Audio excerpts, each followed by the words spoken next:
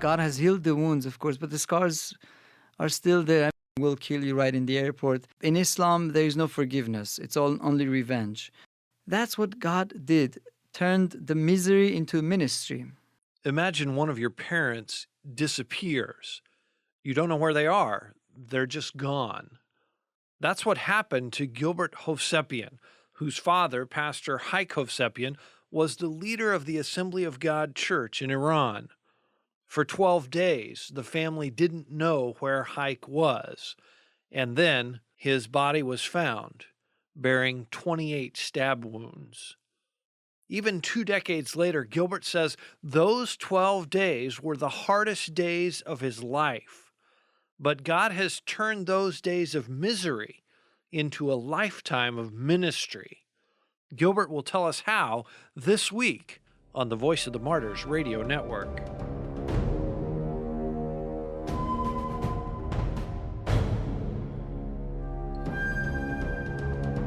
Jesus never promised his followers an easy path.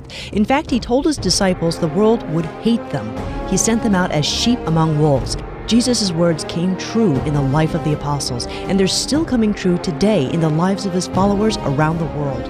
Join host Todd Nettleton as we hear their inspiring stories and learn how we can help right now on the Voice of the Martyrs Radio Network. Welcome back to the Voice of the Martyrs Radio Network. This is Todd Nettleton in our studio here in Bartlesville. We have a very special guest today. He is Gilbert Hovsepian. He's a filmmaker. He's a musician. He is a very talented guy, and he is the son of a martyr. His father was killed for his faith in the country of Iran. So we're going to talk to Gilbert today about his story, about what God is still doing through his family. Gilbert, thank you for being with us. Welcome. Thank you so much. It's an honor and a privilege to be here.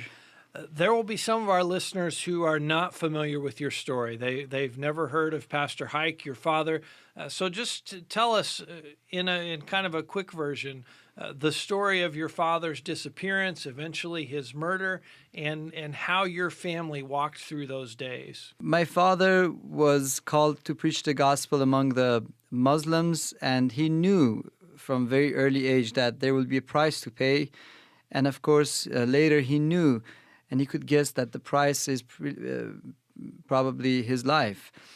And that's what happened when I was 17 years old. One day my dad disappeared, and for 12 days we couldn't find him anywhere. After 12 days we found the body 28 times stabbed.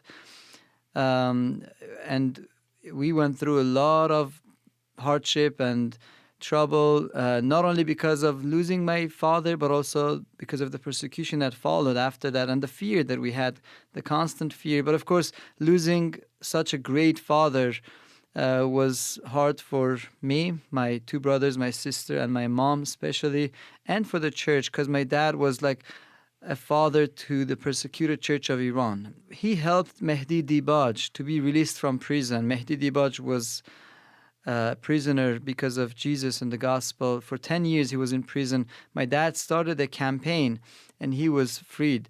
Of course, 6 months later he was killed also.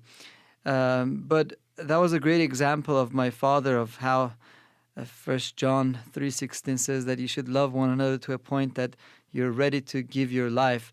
So that was my dad and the legacy and the hero that I have. Your dad could have saved his life if he'd have just been quiet, right? Yes. I mean, they were mad because he wouldn't be quiet. He stood up boldly and talked about Christ. He talked about the people who were in prison for their faith. That's why he was killed. That's right. I mean, many times we hear the statement that this person or that person was killed because of his faith, but I don't think it's true, because there are many people that have the faith, but they keep it to themselves.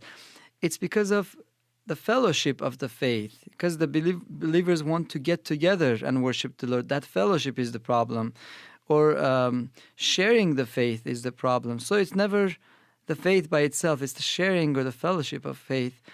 And also, my father was an Armenian. There are almost 250,000 Armenians among 70 million Persians, and very minority group. And the government is okay with Armenians being Christians because they are nominal Christians, as long as they keep their faith among themselves. But my dad was called, and to him that calling was so huge that he could not say no, and he was ready to pay that price.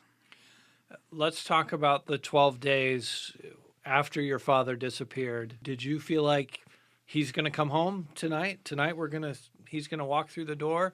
Did you at some point lose hope during those days? Just what were those days like for you as a 17-year-old young man? Well, those 12 days are the worst 12 days of my personal life. And even though it was 20 years ago, but every time I think about those days, still the tears run down my cheeks, and it's not easy. But it was basically hell.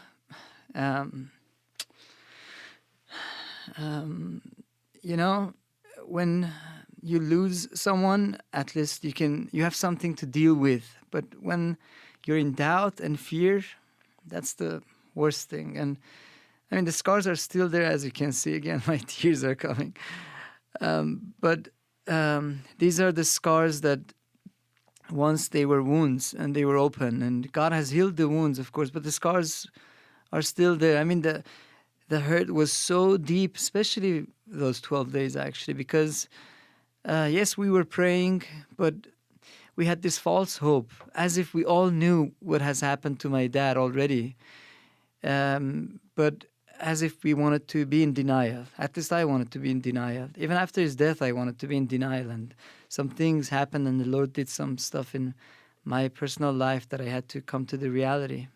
After your father's body was found and you finally knew the answer, you knew he was dead, I know you got a lot of messages from Christians all over Iran, from Christians around the world. What did that mean to your family during that time? Yeah, that's the best part. Right now, I'm sitting in front of a microphone, and I'm sharing a story through this microphone. To me, Voice of Martyrs or other organizations like this are that microphone, that they share the story to the world, and the world hears it and shows compassion and love and grace. And we experienced grace, amazing grace, because of the work of organizations like Voice of Martyrs. We received thousands, I think almost 3,000 letters and cards. Every single letter was extremely precious to us, to a point that for years we had those letters and cards on the wall. You've personally seen that picture of our house where the whole house the walls were covered with that, and yet we had 2 baskets full of letters and cards on the floor. And that by itself was bringing comfort to us, knowing that we're not alone. Because so many times people think that the ones that are going through persecution, it's that torture that is the hardest part. It's not really. The pain is not the hardest part. The emotional pain, the psychological pain, the spiritual pain is the hardest. And that is to feel that you're lonely, that no one cares, that no one knows, that no one wants to know, that you're by yourself. But when we received those cards, that meant the world to us. I remember my brother, at that time, he was 10 years old. I was 17 years old. But my little brother, 10 years old, he would get excited over these letters that he would sometimes mess up some of the cards because he was just rushing to open the cards. And even the stamps on the cards were interesting to him. And sometimes we had some kids drawing on the cards. And it was just beautiful. And every time we would open those cards, we would have tears, and then we would get together, we would pray as a family, knowing that we have much bigger family. I remember we received so many cards that one day we received a card with no address. It just said, Haik Hovsepian, that's my mom's name and last name, Haik Hovsepian, Iran, Tehran. And that letter came to us. We received that because the post office knew this location. And one day the postman asked me a question. He looked into my eye. He was a Muslim guy. He looked into my eyes, and he's like, "Who are you? Who are you?" It was a big mystery to him. And he's like, "Do you have this many family members?" I'm like, "Yes, we do. We have a big family."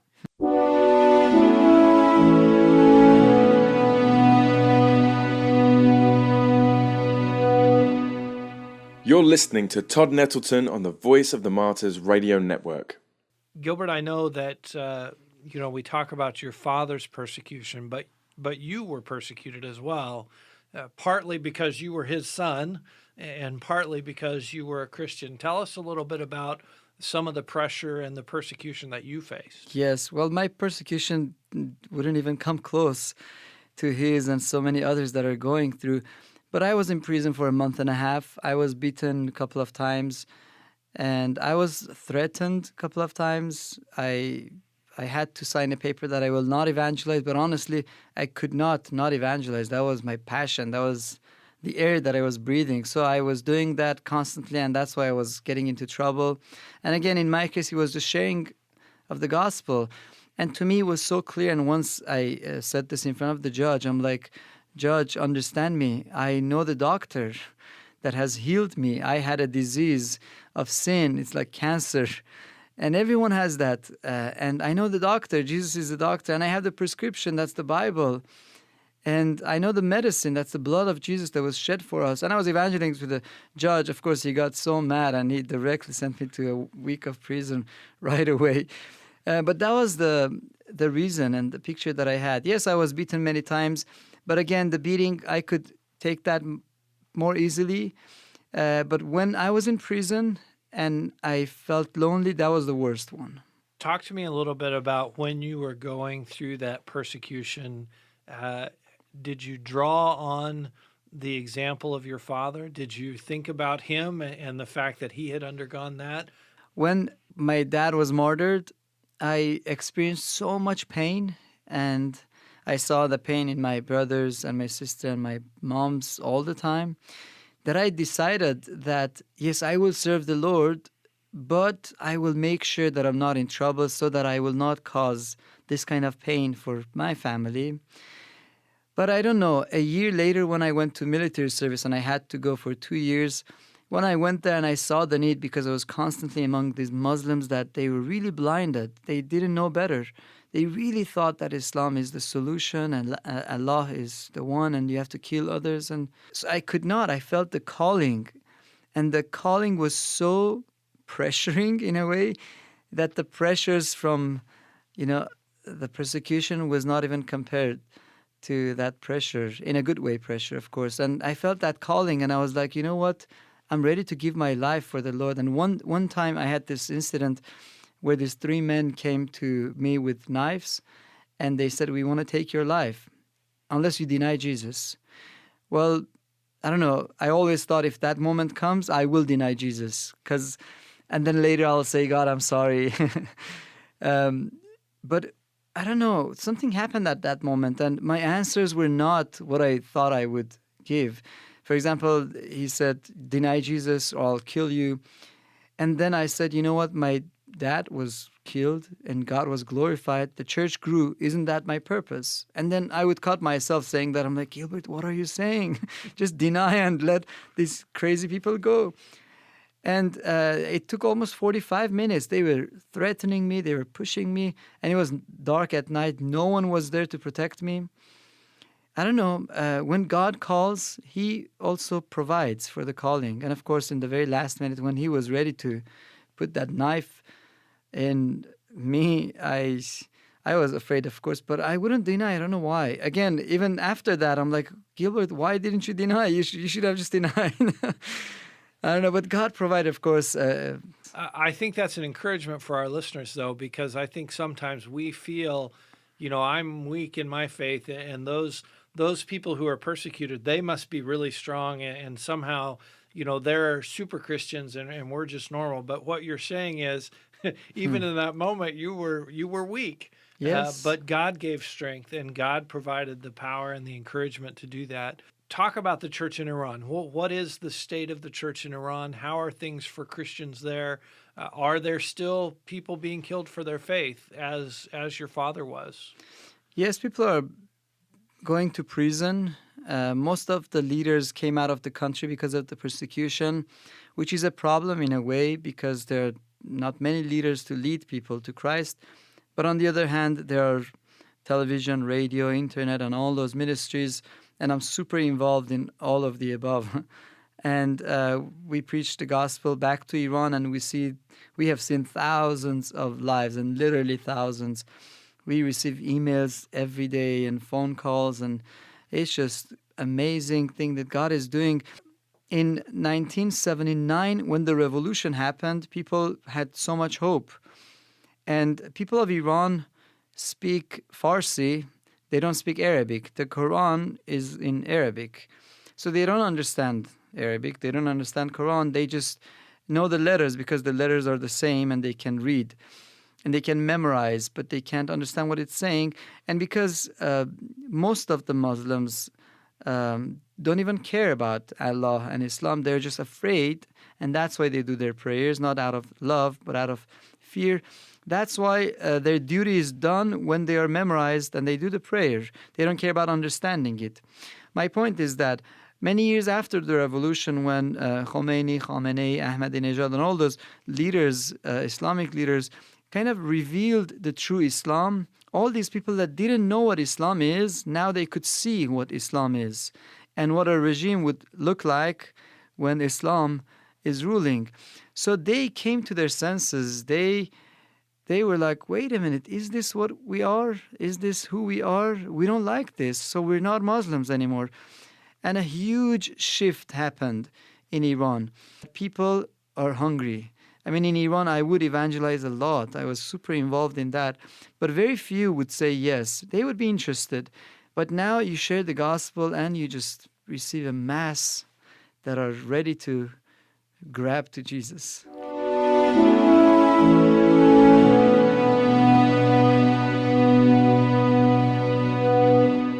You're listening to Todd Nettleton on the Voice of the Martyrs radio network. Talk a little bit about your ministry. You talked about the satellite broadcasting. I know you also have musical ministries, musical gifts that you're using. So just share a little bit about the ways that you're ministering back into Iran. When I was in military service, I was in this small group underground church. We were almost 20 people. And we were gathering secretly. It was not a church building.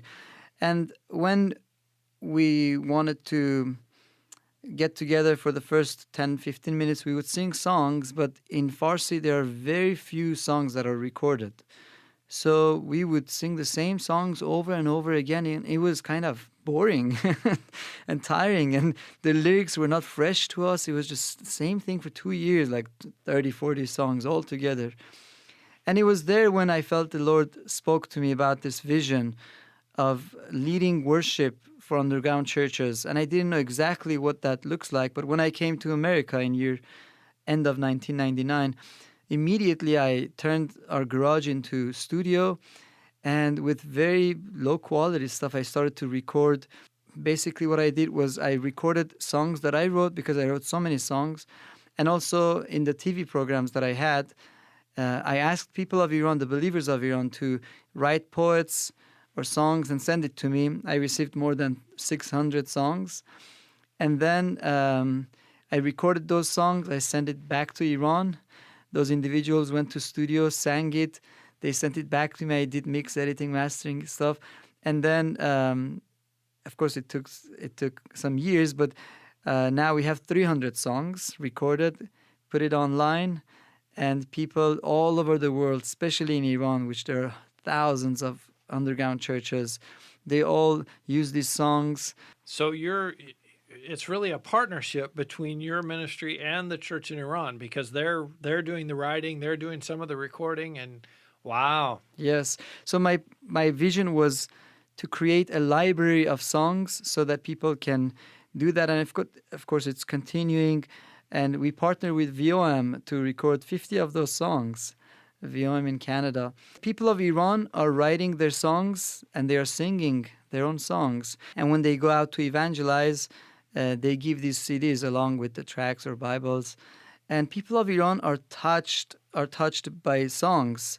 And I hear testimonies constantly that, hey, Brother Gilbert, thank you for this song because I came to the Lord through this song. So songs to them, it's more than a song to them. It's a message. And we can get the right theology to Iran through songs. So it's much more than a song in a country where there's no church, established church. Talk a little bit about the satellite broadcast that you're working on to strengthen the church as well as to reach Muslims. Yes, I do a lot of expository teaching as well as evangelism and worship programs that we have musicians that come, and we have programs that just, I believe people of Iran needs inspiration. So we've had some people like Don Moen, a great worship leader who came on the program, Tommy Walker, Michael W. Smith came. They all said yes, and freely they came and served, and they said, Iran, we love you, we were praying for you. So what I experienced in Iran, which was a negative experience, I found, of course, it's not about me. God gave me some wisdom and my family and our ministry to change the things that we were bothered with. For example, if I felt that there's no musical worship to be able to worship with, now God is providing that. If there's no solid teaching, now God is providing that through satellite. And of course, it's not just us alone. There are so many people that are with us. Some of our listeners are people who maybe some of their coworkers are Muslims, maybe their neighbors are Muslims. What advice would you give them as we try to be Jesus Christ and to love our Muslim neighbors, our Muslim coworkers, and really to reach them with the gospel?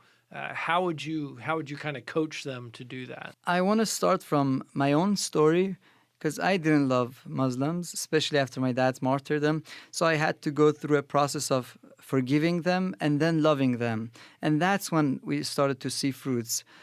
Because in Islam, there is no forgiveness. It's only revenge. So forgiveness is a new idea. And pure love, in a point of agape love and grace, that is what touches them, because they haven't seen that. And that is powerful. And I believe with Muslims, it's just we have to create a relationship. We don't have a product that we say, hey, we have this product, we want to give it to you, especially in the West. It's a relationship that we have with Jesus, and we just have to reflect that. So I actually recommend for so many people not to talk about Jesus in their first couple of meetings. The best thing that works with Muslims, because they are very warm people, very friendly, very hospitable, I would just create a great relationship, and that they would see Jesus in a daily life, and then slowly we would share the gospel. They love movies like Jesus movie because they love Jesus as their prophet, or songs. So with Muslims, it's different. It's not, hey, Jesus loves you. They say, okay, my grandpa loves me too, so what? And I always encourage people, the hospitality culture is so strong in the Muslim world. Have them into your home, serve them a meal, drink tea together, go into their homes when they invite you. That is the key to kind of building those bridges and building that relationship so that they see Christ in us. Exactly. And we have to understand one thing, that in the West, if you want to honor someone, you invite that person to your house. But in the Middle East, it's different. If you want to honor someone, you go to their house. And that's why we see in the Bible many examples where they said, oh, Jesus, I'm not worthy for you to come to my house, because Jesus was honoring. That's why when Jesus said, Zacchaeus, I'm coming to your house tonight, everyone was like, oh, what is he doing? He's honoring this man that is not honorable. Or he says, I'm knocking the door. If you open, I will come in. So that's Jesus honoring us by coming in based on that culture. So going to their house, that's honoring. That's honoring. That's a great truth. That I've never heard that said that way before. That is really great. As we finish up, what do you think is your dad's legacy? It seems that the story of Christianity is a death and life story. A seed falls to the ground, dies, and then we see the harvest. Jesus died, and then we see salvation. Even in Genesis, when God talks about Jesus, says that he will crush Satan's head, but his heel will be bruised. It seems that where there is a crushing of a head and there's victory, at the same time there is a bruise somewhere. So in my life, the bruise was my dad's martyrdom, huge bruise. But at the same time, we see what that did. Satan's head was crushed. Many came to Christ through that. Many eyes were opened. Many turned their attention to Iran and persecution in general. the church became one. I remember almost 5 years ago, I was in Nicosia for a ministry in Cyprus, and this Dutch lady came to me and she said, are you Gilbert Hovsepian? And I was in the middle of the street, nowhere basically. I'm like, are you sure this is the right Gilbert? I mean, yes, I am Gilbert Hovsepian. How do you know me? She started to cry and she said that I heard your story 15 years ago, and these missionaries that had come to Iran from our church, they took pictures. I'm like, yes, I remember those two missionaries. They took individual pictures. She's like, yes, they took individual pictures from your family and other martyrs and persecuted families. They came to our church with 50 individual pictures, and we are a small church of 50 members, and we all took one picture to pray for. And she's like, I took a picture and it was your picture. And she said, your picture is still on my refrigerator after 15 years. And she said, every day I'm praying for you. And at that time I was in tears. I was like, wow, this is the church that Jesus died for. This is beautiful because of what my father and other martyrs did. And because of the persecution that is going on, the church of God is being united. They come together. It's one family. One member is in pain, all other come in together. And in Iran, after my dad's martyrdom, many were encouraged. We received some letters from regular members that they wrote to us that we are standing with you. We are ready to give our lives for the Lord, just like your father did. And they signed those papers with their own blood. Wow. So this is the church that was awakened. Even though the enemy thought by killing the leaders, everyone would be scattered, that was not the case. And we, by God's grace, are influencing Iran in a way that the government had to send us personal note that, hey, don't come to Iran, we'll kill you right in the airport because you're effective and you're changing. So that's what God did, turned the misery into ministry. From misery to ministry. My thanks to Gilbert Hovsepian for sharing his story with us. I want to ask our listeners to pray, especially for Gilbert right now. After we taped this interview, Gilbert was involved in a traffic accident near his home. He was injured quite severely. So will you take a moment to pray right now that God will completely heal Gilbert? You can get updates on his condition as well as connect with his music and purchase his CDs online at gilberth.com. You should definitely find Gilbert's song, Send Me Out. It's one that he shared at several VOM conferences. It is a great song. It is a great mission song. So go to gilberth.com and look for that song, Send Me Out. Thanks for being with us this week on VOM Radio. You can connect with us online and listen to other episodes of our show at vomradio.net. That's vomradio.net. You can also send us a comment or a question via the website. Pray for Gilbert Hovsepian. Pray for the church in Iran. And we'll see you next week on the Voice of the Martyrs Radio Network.